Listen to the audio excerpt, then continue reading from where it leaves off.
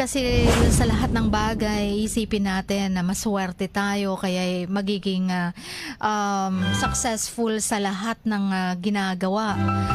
Sometimes ma-fail sa isang field, sometimes sa isang aspeto, successful naman. At masaya ang love life mo, pero halimbawa sasabihin mo bakit ang saklap ng tadhana para sa pagdating sa akin sa business, o kaya sa pag-aaral ba or sa pamilya ba.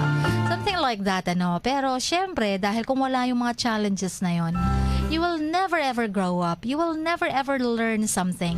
Tulad nito, may na-realize ka. Dahil yun pala, natutunan mo sa politika dahil hindi nga pala lahat ng mga nakikita mo at naririnig mo sa harap mo ay totoo. Diba?